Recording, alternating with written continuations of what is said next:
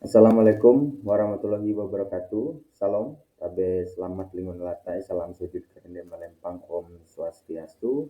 Halo teman-teman mahasiswa UT, jumpa lagi dalam pertemuan tentang mata kuliah kepemimpinan dengan kode mata kuliah yaitu ADPU 4334. Saya harapkan teman-teman dapat mengikuti video tutorial ini dari awal hingga akhir.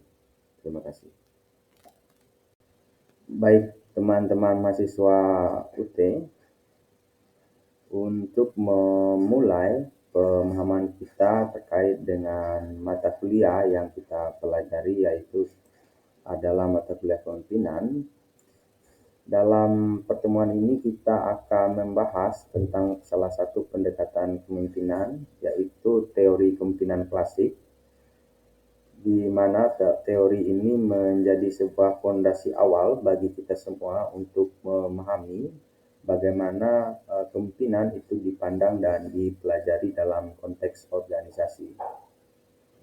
Apa sih sebenarnya yang dimaksud dengan teori kepemimpinan klasik?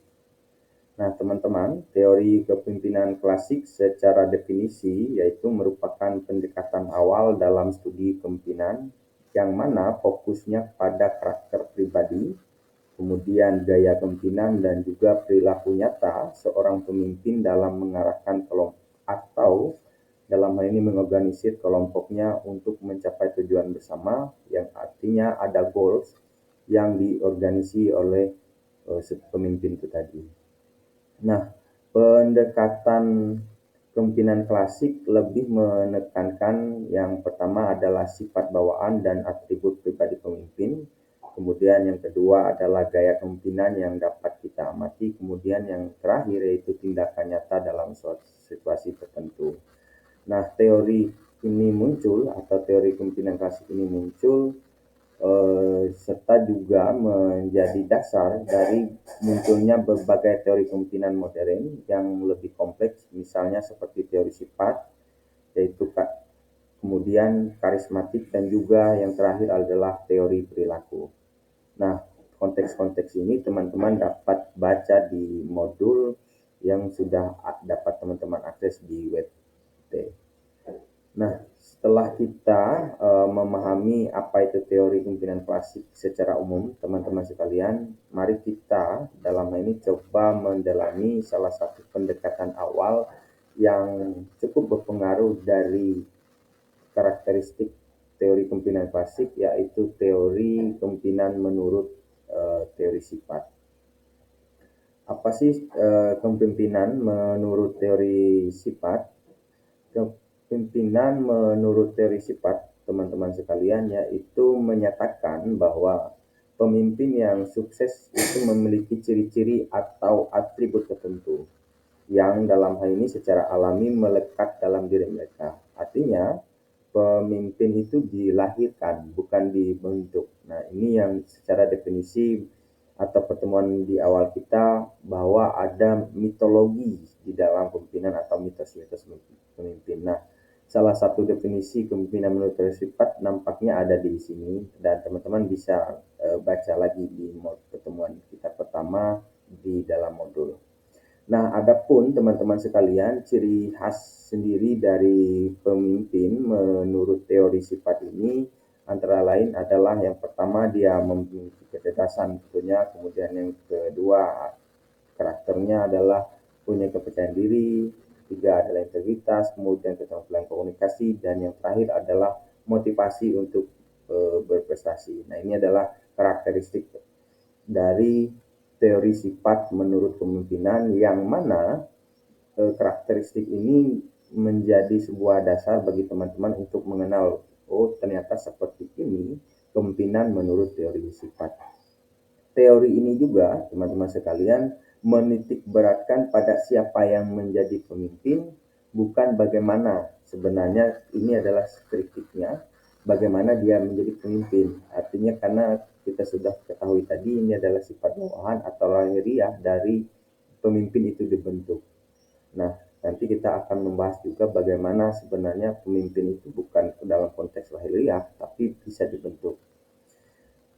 Yang terakhir juga yang perlu diketahui adalah meskipun teori sifat itu menekankan pentingnya atribut pribadi, nah kita juga teman-teman sekalian mengenal tipe pemimpin yang memiliki pengaruh bukan hanya dari sifat, tetapi juga dari pesona pribadinya. Nah, teori apa dalam kepemimpinan ini disebut? Dalam konteks teori kepemimpinan klasik, ini disebut dengan kepemimpinan karismatik. Nah, apa itu teori kepemimpinan karismatik, teman-teman sekalian? Teori kepemimpinan karismatik adalah gaya kepemimpinan yang menonjolkan daya tarik personal dan emosional dari seorang pemimpin, di mana pemimpin karismatik mampu menginspirasi dan memotivasi para pengikutnya dengan visi yang kuat. Nah, adapun ciri-ciri utama dari pemimpin karismatik, yang pertama adalah memiliki visi yang besar, yang menarik tentunya sehingga diikuti oleh para pengikutnya. Kemudian yang kedua adalah dapat membantu pengikut memahami pengalaman mereka.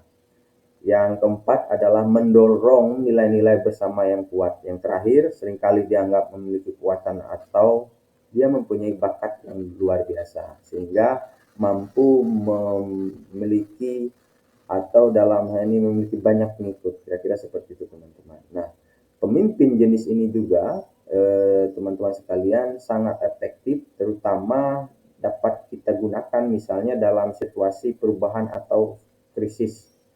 Nah, karena apa? Karena ini memiliki hubungan yang kuat terhadap teman-teman pengikutnya atau yang menjadi followersnya itu sendiri, sehingga dapat dikatakan dia dapat terhubung secara emosional, kira-kira seperti itu dengan para pengikutnya atau orang yang dipimpinnya.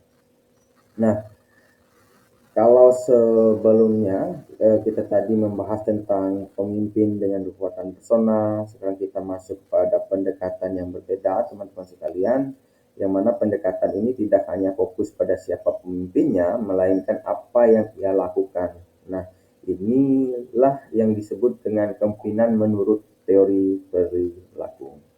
Nah, secara definisi teman-teman sekalian, teori perilaku memandang bahwa kepemimpinan bukanlah soal bakat atau karisma, melainkan hasil dari tindakan yang dapat dipelajari dan dilatih. Artinya ada action, kemudian bukan hanya action, kepemimpinan ternyata dapat kita pelajari dan dapat kita latih secara terus-menerus, kira-kira seperti itu teman-teman, sehingga kita dapat dikatakan sebagai leader yang sangat baik.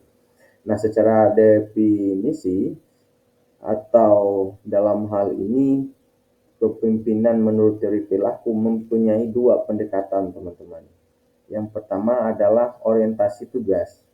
Orientasi tugasnya itu adalah pemimpin yang mampu fokus pada penyelesaian pekerjaan dan penyampaian target. Nah, artinya menurut teori perilaku ya orang pemimpin itu dapat kita latih, selain dapat kita latih, dia juga harus mempunyai goals. Kira-kira seperti itu. Dia mempunyai goals yang mana dia dapat harus dalam hal ini menyelesaikan pekerjaan atau dapat mencapai target dari visi organisasinya tadi, teman-teman. Kemudian yang kedua adalah orientasi hubungan, yang mana para pemimpin juga dapat memperhatikan kesejahteraan anggota dan juga hubungan antar pribadi. Nah, dalam hal ini pemimpin di sini harus mampu menjaga hubungan atau membangun interaksi di dalam sebuah organisasi sehingga dia dapat dikatakan mempunyai orientasi hubungan yang baik dengan para pengikut atau orang yang dipimpinnya. Kira-kira seperti itu, teman-teman. Nah, dari sini kita semua dapat menyimpulkan bahwa semua orang bisa belajar menjadi pemimpin dengan mengembangkan perilaku yang sesuai dengan kebutuhan organisasi dan timnya. Nah, sebagai penutup dari materi yang kita pelajari hari ini tentang teori kepemimpinan klasik, yang mana menjadi dasar dari berbagai pendekatan kepemimpinan modern, mulai tadi dari teori sifat yang menekankan pada atribut pribadi, kemudian kepemimpinan karismatik yang mengandalkan pengaruh emosional dan daya tarik pribadi, hingga teori perilaku yang melihat kepemimpinan sebagai sekumpulan tindakan yang bisa dipelajari.